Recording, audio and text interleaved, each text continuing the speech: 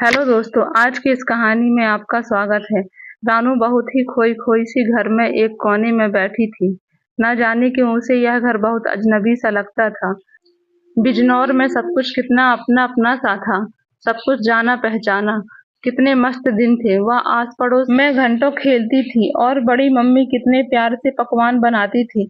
School में हमेशा प्रथम आती थी वह। वाद विवाद प्रतियोगिता हो या गायन, रानू हमेशा ही अव्वल आती थी। रविवार का दिन तो जैसे एक त्योहार होता था। पास पड़ोस के अंकल आंटी आते थे और फिर घर की छत पर मूंगफली और रेवड़ी की बैठक होती थी। बड़े पापा मम्मी अपने बचपन के किस्से सुनाते थे।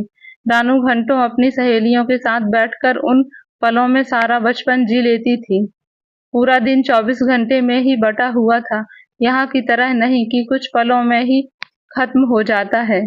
तभी राज भैया अंदर आए और बोले, पलक तुम यहाँ क्यों एक कोने में बैठी रहती हो? क्या प्रॉब्लम है? राज भैया अनवरत बोले जा रहे थे, यह दिल्ली है, बिजनौर नहीं। यह क्या अजीब किस्म की जीन्स और ढीली कुर्ती पहन रखी है? पता है कल मेरे दोस्त तुम्हें देखकर कितना हंस रहे थे। रानू को समझ नहीं आ रहा था, जो कपड़े बिजनौर में मॉडर्न कहलाते थे वे यहाँ पर बेकार कहलाते हैं। रानू सोच रही थी कि बड़ी मम्मी पापा ने तो उसे दिल्ली में पढ़ने के लिए भेजा था, पर यहाँ के स्कूल में तो लगता है पढ़ाई के अलावा सारे काम होते हैं। सब लोग धड़ाधड़ इंग्लिश बोलते हैं, कैसी कैसी गालियां देते हैं कि उसके कान लाल हो जाते हैं।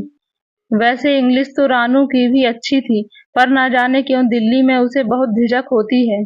आज राज भैया और मम्मी पापा रानू को मॉल लेकर गए थे, शॉपिंग कराने के लिए। इतना बड़ा मॉल रानू ने इससे पहले कभी नहीं देखा था। रानू की माँ तो रानू को इस दुनिया में लाना ही नहीं चाहती थी। वह तो जब बड़ी मम्मी और बड़े पापा ने सारी जिम्मेदारी उठाने की बात कही थी, तब अनीता उसे जन्म देने के लिए तैयार हुई थी। अनीता बेहद महत्वाकांक्षी युवती थी।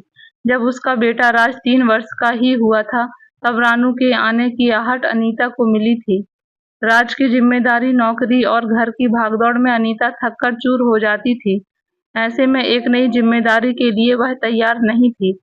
वैसे भी उन्हें एक ही बच्चा चाहिए था। ऐसे में रानू के लिए उनकी जिंदगी में कोई जगह नहीं थी। दिल्ली में आसानी से गर्भपात नहीं हो सकता था, इसलिए अनीता बिजनौर गर्भपात कराने आई थी।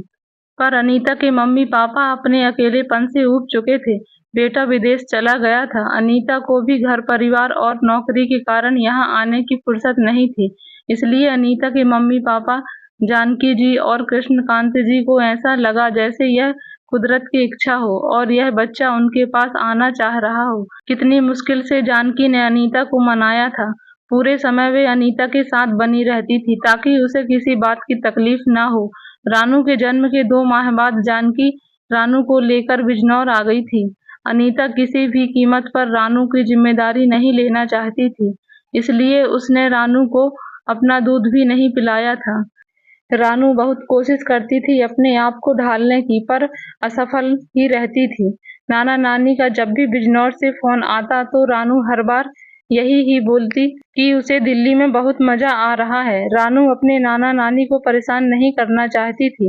रानू के मम्मी पापा सुबह निकलकर रात को ही आते थे। राज भैया अपने दोस्तों और दुनिया में व्यस्त रहते थे।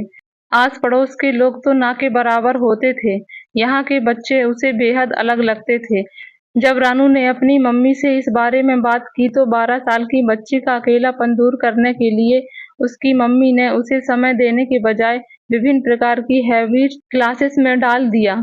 कि पराग बोला, हाँ तुम उसकी माँ हो और वह तुम्हारी बेटी है, मगर कोई चाबी वाला खिलौना नहीं। अनीता पराग पर कटाक्ष करते हुए बोली, लगता है तुम बेटी की जिम्मेदारी नहीं उठाना चाहते हो, इसलिए यह सब बोल रहे हो। पराग अनीता की बात सुनकर तिलमिला उठी, क्योंकि उसमें लेस मात्र भी सच्चाई नहीं थी। इससे पहले पराग कुछ कहता, रानू ने धीरे से कहा, मम्मी मेरी खुशी मेरे अपने घर में है, जो बिजनौर में है। यह भागदौड़, यह कंपटीशन मेरे लिए नहीं है। इससे पहले कि अनीता कुछ बोलती, जानकी जी बोली, अनीता जो जहाँ का पौधा है वहीं पर पनपता है।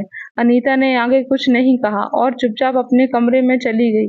जाने से पहले पराग ने रानू को गले लगाते हुए कहा, रानू, जब भी तुम्हारा मन करे बिना एक पल सोचे चली आना। और बेटा, तुम्हारे 2 घर हैं, एक बिजनौर में और दूसरा दिल्ली में। बेटा, कामयाबी कभी किसी जगह की मोहताज नहीं होती। रानू और जानकी जी को जाते हुए देखकर पराग सोच रहा था कि शायद खिलौने की चाबी अब खिलौने के पास ही है। अब पराग अपनी बेटी की भविष्य को लेकर निश्चिंत हो गया था।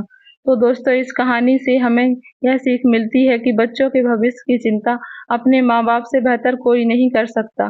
तो दोस्तों, ये कहानी आप लोगों को कैसी लगी? अच्छी लगी हो तो वीडियो को लाइक और चैनल को सब्सक्राइब ज़रूर करें। धन्यवाद।